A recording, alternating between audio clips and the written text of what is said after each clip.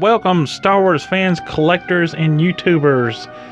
This is Dave and Alex here with the Hyperspace Vault, and today we're going to be taking a look at one of our Grail figures. We finally obtained a archive Boba Fett.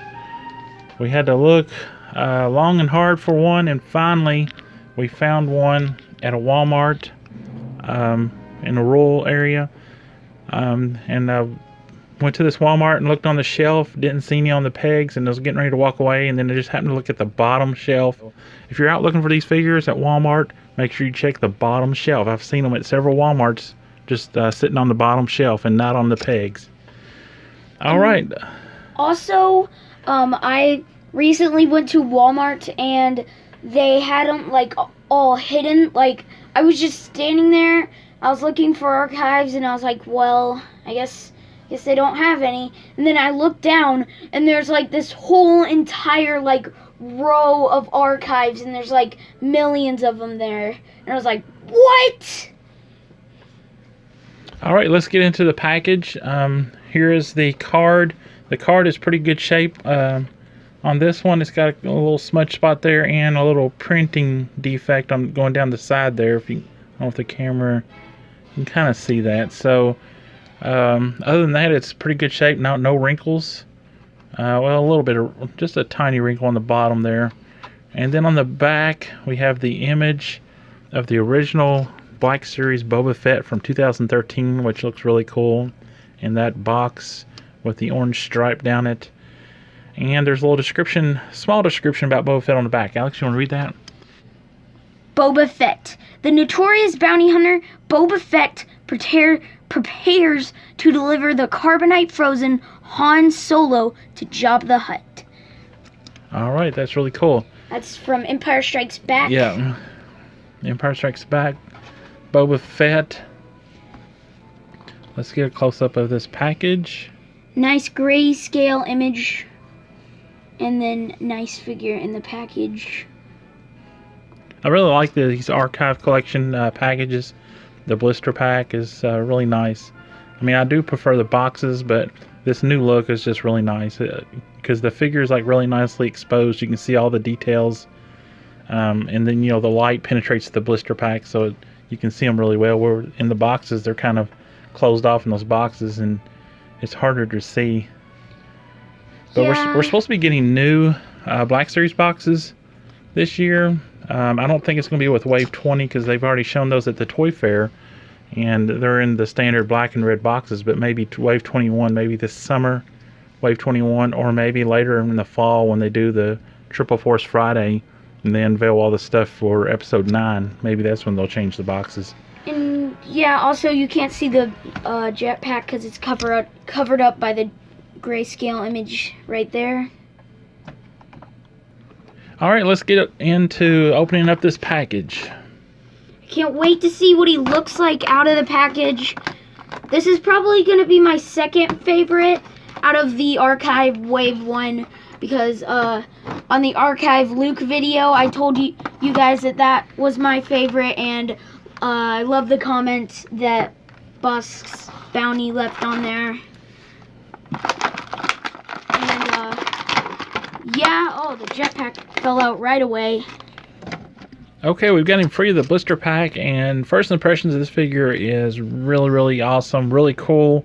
Lots of details. We got soft goods, lots of accessories. Got the 2 blasters and the jetpack, and a lot of paint app and a lot of details and dirt wash, and I mean this figure just has it all, so it's really, really cool. I don't think they've made any changes to this figure from the original release going to the archive line. There might be some, the paint apps might be a little better, a little more detailed, I think. But overall this figure looks really, really good. So let's take a closer look. One thing we did when Alex was posing this up, his joint here, his arm, this swivel right here joint popped. This arm popped off, and we got it snapped back in there. But the swivel part there does not. It's not lined up like, properly. It doesn't really work You can see that like gap it did. there. So we've got to readjust that a little bit later on. But be careful. That joint, I don't know if it's that particular joint or if there's a problem with that, but it took me a little while to get it snapped back in there, but I got it snapped back in there. So other than that, it looks really good. According to the videos that we watched on this Boba Fett, nobody's had that problem. Real quick, we're going to look at the accessories here. First off is the EE3 blaster rifle. Pistol rifle. So it looks really cool. Got a lot of details, a lot of paint app on this blaster. Yeah, it has kind of like this scratches wash thing that Hasbro likes to do. Yeah, so it looks a lot of good detailing on this. So it looks really, really good. Yeah. Fits in his hand nicely. It's a little tricky with that with the thumb going through that hole there, but once you get it in there, it is secure in his hand. So looks really good. Okay, next up we have his blaster pistol. Very nicely, got silver paint on it and brown. Not as detailed as the blaster rifle. The brown is just the molding brown, so there's no paint app on the brown part. And the silver is nicely painted, but it does nicely fit in his hand nicely. So really cool. What was the name of this blaster, Alex? I think it was like Sacros 117, maybe. I can't remember. Oh yeah, the Disintegrator is what it was known for. So yeah. So really cool blaster pistol, and it does fit in his hand very nicely. Okay, next up we're going to test the holster. The blaster pistol does fit nicely in the holster, and it is a little loose, but it is, when you push it down, it is snug, so it's not going to fall out when you're moving the figure around or trying to pose it. Yeah. So it is. You just have to give it that little extra tug to get it to snugly stay in there. If you just lay it in there, it will be a little loose. So, but it does fit nicely. It looks nicely. You got the tip coming out of the bottom, so that's really nice. Okay, next up on the accessories is the jetpack. Really nice mold, really good looking mold with some paint app on it. You got those silver paint scratches on it, and you got the green molding color. It's got a like a Mandalorian jetpack. Yeah, so really nicely detailed. Yeah, a lot of little details in that with the different paint apps and a nice good mold. And then it attaches back to Boba Fett with this little peg here, and he's got a hole. Little peg hole. It's pretty tight fit, so you just have to kind of squirm it in there, twist it a little bit. And one thing you want to do is his little cape here should go behind it. So before you put it in all the way, just make sure you just kind of slide that back behind there a little bit. Yeah, so that it's not like covering up any figures or anything. It's not just like all wild and looks weird. Plus, that's how it looked in the movie, so yeah. And then the soft goods are really nicely done. I like this. It's folded over and it's really sharply creased, and it does have some like dirt wash and stuff on it. It has this really rough, stiff feeling to it, but it's really nicely done. And in case if you're wondering why it's really snug to get the jetpack in, that's because like if you're sitting on your collection, the jetpack just doesn't go like flop right onto the ground. So they have to make it to where it fits in there tightly, so then it just doesn't go like flop, like at any time, anywhere, like just flop. Okay, let's take a look at the helmet sculpt. It's really good. The paint app is really nice on it. Yeah. It does have the dent in the helmet. Battle damage, like scars and yeah, they have some silver paint app on there to simulate the metal scratches or the paint scratched off there. I kind of wish that they used a little duller or darker silver. It is bright and it's kind of glossy, so that throws it off a little bit, but yeah, it kind of looks like he just painted little specks of silver on there. Yeah, if it was a little duller, I think it would look better, and not as shiny. So, but overall, looks good. Here's the chest armor. That looks really cool. That's a darker color green than the other paint. So as we're going down, you got the pouches, which are molded separately from the body, which give the figure a little extra dimension. And then you go down to his pants, and he has the really nicely molded pants with paint like dirt app on the lower legs, and then he has those knee guards that look really good too. Now getting into articulation, you have double jointed knees. They do work well even with that knee armor. So you have the fully articulated knees. The lower foot rockers and swivels. The swivel doesn't work too well the way the foot is designed, but it does rock back, but you have limited forward motion. And you have upper thigh rotation and mid-torso twist. There is no crunch, just a little bit, but not much. And then on the head, you have side-to-side and very good up and down for the helmet. And then you can kind of see the neck, the molded uniform underneath there. As far as the hands, you got rotation on the wrist and swivel. You got a single jointed elbow. I'm not going to do this arm too much because it already popped off once, and I don't want it to pop it off anymore. I don't want it to possibly tear that joint out. So on this arm, you have the elbows are kind of limited with this armor, and you have a swivel there too. And then the shoulder, you can go all the way around with the shoulder joint. You can come up all the way, or partially the way, because you have this shoulder armor up here. So overall looks really good. You can see the I don't know if that's a bounty hunter symbol or a Mandalorian symbol. Yeah, but that's really cool. I forgot what it was called, but it actually shows up at Maz's castle in Battlefront 2 and also The Force Awakens.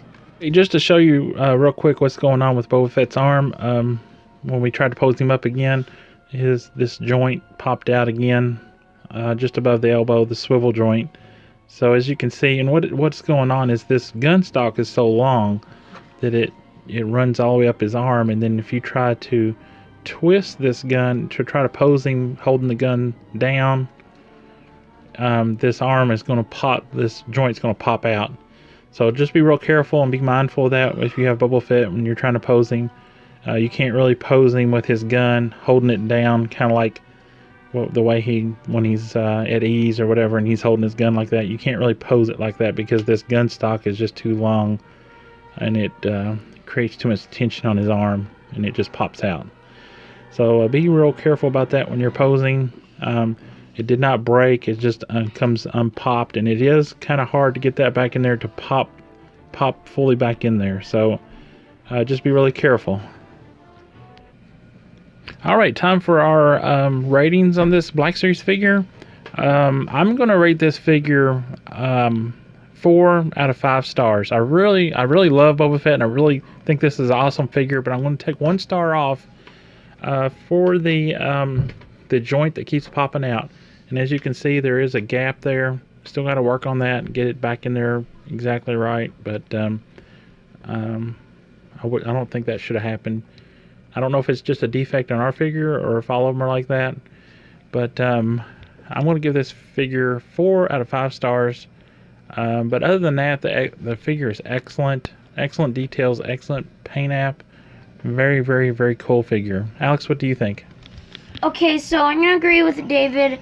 I'm gonna give him not 9 stars. I'm gonna give him 9.5 stars. Because 9.5 because he's such a great figure. You cannot doubt Boba Fett.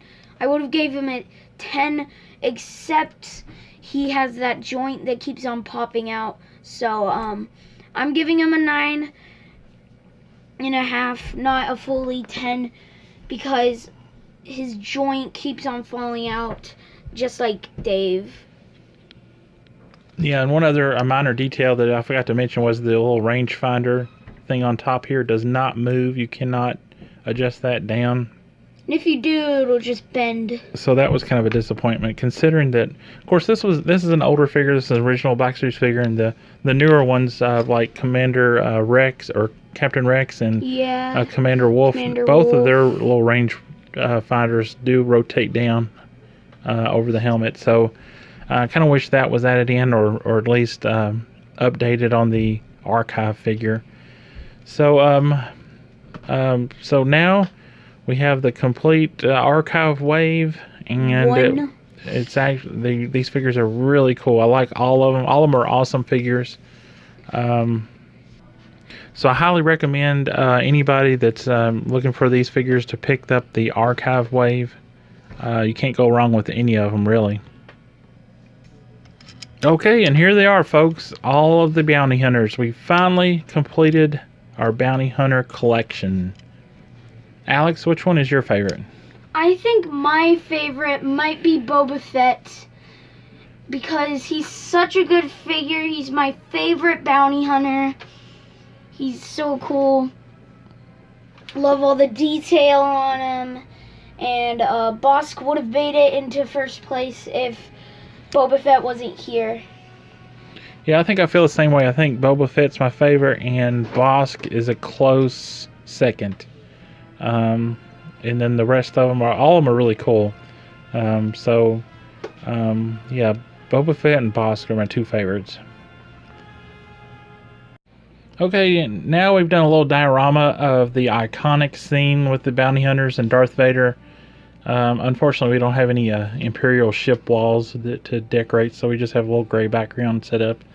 But anyways, this is a little diorama that we've been waiting to do for a long time, because now that we finally have the bounty hunters, we've tried to recreate this scene. So first up we have Zuckuss, then Forlom, then Bosk, then Boba Fett, then IG-88, and then Dinga. Then we have Darth Vader pointing to Boba Fett, saying, "You may use any methods necessary, but I want them alive. No disintegrations." Okay, so that wraps up this video of Boba Fett. I hope you enjoyed it. Please give us a like and comment down below. And if you haven't done so already, please subscribe to the channel and keep up to date with our new videos. Alex? may the Force be with you always.